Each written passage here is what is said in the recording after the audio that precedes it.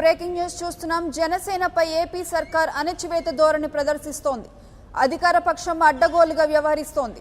జనసేనకు వస్తున్న ఆదరణను చూసి ఓర్వలేక ఆ పార్టీ నాయకుల్ని వేధిస్తోంది. జనసేనపై ఏపీ సర్కార్ అణచివేత ధోరణి ప్రదర్శిస్తోంది.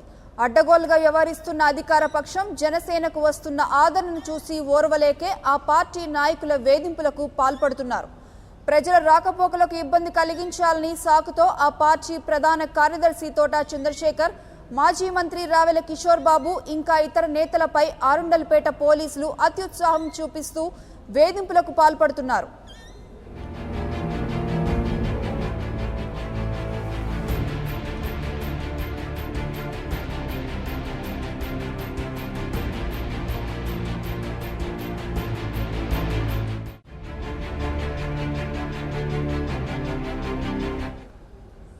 ఇక ఇదే అంశానికి సంబంధించి మరింత సమాచారం మా ప్రతినిధి శ్రీనివాస్ అందిస్తారు.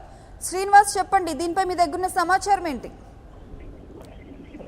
గుంటూరు జిల్లాలో జనసేన పార్టీకి వస్తున్న ఆదరణ చూసి వరలేక అధికార ప్రతిపక్ష పార్టీలతో పాటు పోలీసులు కూడా జనసేన పార్టీ కార్యకర్తలు నాయకులపై వేధింపులకు పాల్పడుతున్న ఉన్నాయి. గతంలో చూసినట్లయితే జనసేన పార్టీకి సంబంధించి కార్యాలయ ఓపెనింగ్ సమయంలో దానికి సంబంధించినటువంటి ఫ్లెక్సీ విచించవేత తర్వాత జనసేన పార్టీ కార్యాలయంపై తీరుబాటులో ఇవ్వటము, వాటితో పాటు జనసేన ప్రచార వాహనాలపై రాళ్లు రువిన ఘటనలు ఉన్నా కానీ పోలీసులకి జనసేన కార్యకర్తలు ఫిర్యాదు చేస్తా ఇప్పటి వరకు కేసు నమోదు చేయడం లేదు. కేసు నమోదే కాదు, ఆ కేసులకు సంబంధించినటువంటి దర్యాప్తు కూడా ముందుకు సాగకుండా చేసినటువంటి పరిస్థితి. కానీ కేవలం జనసేన పార్టీ కార్యకర్తలు నాయకులకు సంబంధించి గత 2 రోజుల క్రితం చూస్తే కనుక జనసేన పార్టీ కార్యకర్తలపై అరండల్పేట పోలీస్ స్టేషన్ లో అక్రమంగా నిర్బంధిస్తారు అని చెప్పిన వారిని విడుదల చేయించిన జనసేన పార్టీ కార్యకర్తలు అరండల్పేట పోలీస్ స్టేషన్ చేరుకొని పోలీసులకు సంబంధించినటువంటి విషయాలను తెలియపరిచి వారు విడుదల చేయాలని కోరిన నేపథ్యంలో జనసేన పార్టీ కార్యకర్తలు స్టేషన్ ముందు చేసినటువంటి ఒక ఏదైతే నిరసన ఉందో ఆ నిరసనని సాకుగా చూపుతూ జనసేన పార్టీ కార్యకర్తలు, అదేవిధంగా జనసేన పార్టీ నేతలు, జనసేన పార్టీ ప్రధాన కార్యదర్శి తోట చంద్రశేఖర్, అదేవిధంగా మాజీ మంత్రి రావెల కిషోర్ బాబులపై కూడా ఇటు పోలీసుల విధులకు ఆటంకం కలిగించారనే నెపంతో కేసుల నమోదుకు రంగం సిద్ధం చేసినట్లు కూడా తెలుస్తుంది. అంటే చూస్తే కనుక కేవలం పోలీసులు అక్రమంగా జనసేన పార్టీ కార్యకర్తలను నిర్బంధించారు. ఆ నిర్బంధించిన వారిని విడుదల చేయాలి, లేదు వారి మీద ఎటువంటి కేసులు ఏదైనా ఉంటే కనుక బహిర్గతం చేయాలని అడగడానికి వెళ్లిన వారిపై ఇలాంటి కేసులు బనాయించడానికి కూడా పోలీసులు సిద్ధం కావడం జరిగింది. అంటే గత 2 నెలలుగా చూసుకుంటే కనుక గుంటూరులో జనసేన పార్టీకి వస్తున్నటువంటి ఆదరణ చూసి వారవలేక ఇటు అధికార ప్రతిపక్ష పార్టీ కార్యకర్తలు అదేవిధంగా నాయకులకు దాడులు పాల్పడుతున్నాయి కాకుండా పోలీసులు కూడా ఈ విధంగా కలుపు చర్యలు కూడా పాల్పడుతున్నటువంటి పరిస్థితి ఉండడం జరిగింది. అంటే చూస్తే జనసేన పార్టీకి వస్తున్నటువంటి ఆదరణ చూసి వారవలేక జనసేన పార్టీపై ఇలాంటి అక్రమ నిర్బంధాలు, అక్రమ కేసులకి సిద్ధం కావడం జరుగుతుంది. అంటే చూస్తే గత 2 నెలల నుంచి జనసేన పార్టీ కార్యకర్తలు 3 సార్లుగా పోలీసులకు ఫిర్యాదు చేసినటువంటి పరిస్థితి ఉంది. ఒకటి జనసేన పార్టీ కార్యాలయంపై తీరు బాటలు విసిరి దాడిని పాల్పడతాము, అదేవిధంగా జనసేన పార్టీ ఫ్లెక్సీలు చించివేయడము, మరి జనసేన పార్టీకి సంబంధించినటువంటి ప్రచార వాహనాలపై రాళ్లు వినే ఘటన. ఈ 3 ఘటనలకు సంబంధించి ఇప్పటి వరకు పోలీసులు కేసులు నమోదు కానీ ఏదైనా నిందితులు కానీ పట్టుకున్నటువంటి పరిస్థితి కూడా లేకుండా ఉంది. ఆ కేసులు దర్యాప్తు ఎంతవరకు వచ్చింది కూడా బహిర్గతం చేయకుండా. కానీ కేవలం 2 రోజుల క్రితం జనసేన పార్టీకి సంబంధించినటువంటి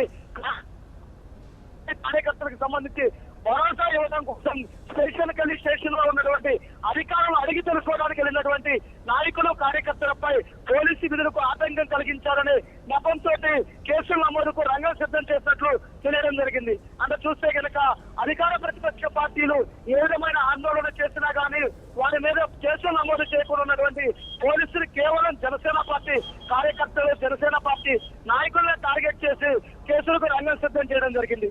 అంటే గుంటూరు జిల్లాలో సెక్షన్ 32 అమల్లో ఉండగా పోలీసు విధులకు అప్పగించారు. అరండల్పేట పోలీస్ స్టేషన్ వద్ద ఎక్కువ మంది సంఖ్యలో కార్యకర్తలు గుమ్మస్తారనే నెపంతో ఈ ఆరోపణలతో కేసులు నమోదు చేయడానికి రంగం సిద్ధం చేయడం జరిగింది. అంటే చూస్తే ఇప్పటి వరకు ప్రతిపక్ష పార్టీలు కానీ అధికార పార్టీలు కానీ ఎవరైనా జనసేన పార్టీ కార్యకర్తలపై దాడులకు పాల్పడినా, రాళ్లు రువినా, అదేవిధంగా ఫ్లెక్సీలు చించివేస్తున్న కార్యాలపై దాడులు చేస్తున్న వీటన్నిటిని కూడా పోలీసులు పట్టించుకున్నటువంటి పరిస్థితి లేకుండా ఉంది. అంటే చూస్తే కనుక గుంటూరు జిల్లాలో పోలీసుల తీరు చాలా విచారకరంగా ఉండడం జరిగింది. అంటే చూస్తే కనుక అధికార పార్టీకి ఒక పాలసీ, అదేవిధంగా జనసేన పార్టీకి ఒక పాలసీ అనే విధంగా ఉండడం జరిగింది. వీటన్నిటిని దృష్టిలో చూస్తే కనుక కేవలం గుంటూరు పట్టణంలో జనసేన పార్టీకి వస్తున్నటువంటి ప్రజల ఆదరణ, అదేవిధంగా గుంటూరు జిల్లా బలోపేతమవుతున్నటువంటి జనసేన పార్టీని చూసి ఓటు వేసుకోవడం ఇలా చేస్తున్నారు, జనసేన పార్టీ మీద కుట్రపూరితంగా ఇలా వ్యవహరిస్తున్నారని చెప్పి జనసేన కార్యకర్తలు, నాయకులు ఆరోపిస్తున్నటువంటి పరిస్థితి ఉండడం జరిగింది. అంటే గతంలో చూస్తే కనుక జనసేన పార్టీ కార్యకర్తలు ఫిర్యాదు చేస్తే పట్టించుకోని పోలీసులు కేవలం ఎటువంటి ఫిర్యాదులు లేకుండా కేవలం రాత్రి 10 గంటల సమయంలో స్టేషన్కు వచ్చి కార్యకర్తలు విడిపించుకోవడానికి చేసినటువంటి ప్రయత్నాన్ని ట్రాఫిక్ ఇబ్బంది, పోలీసుల విధులు ఆటంకం కలిగించారని ఒక 2 కారణాల చేత జనసేన పార్టీ సీరియస్ గా తిరుగుతున్నటువంటి నాయకులు, అదేవిధంగా కార్యకర్తల మీద కూడా కేసులకు నమోదు చేయడానికి రంగం సిద్ధం చేస్తడం జరిగింది. అంటే చూస్తే ఇది మొత్తం కూడా యావత్తు రాష్ట్రంలో జనసేన కార్యకర్తలు, అభిమానులు కూడా తీవ్రంగా ఖండిస్తూ ఉన్నారు. ఇక చూస్తే సోషల్ మీడియాలో పోస్టుల విషయంలో కూడా ఇదే కొనసాగుతూనే ఉంది. ఇది జనసేన పార్టీ అధినేత పవన్ కళ్యాణ్ పై కానీ, జనసేన పార్టీ పైన కానీ ఎటువంటి సోషల్ మీడియాలో పోస్టు చేస్తే వాటిని పట్టించుకునేటువంటి పోలీసులు కేవలం తెలుగుదేశం పార్టీకి సంబంధించినటువంటి, అధికార పార్టీకి సంబంధించినటువంటి నేతల ఫిర్యాదులతోటి కేసులు నమోదుకు సిద్ధం చేయడం, కొంతమంది జనసేన పార్టీ కార్యకర్తలు చేసుకొచ్చి అక్రమంగా నిర్బంధించిన పరిస్థితులు కూడా ఉండడం జరిగింది.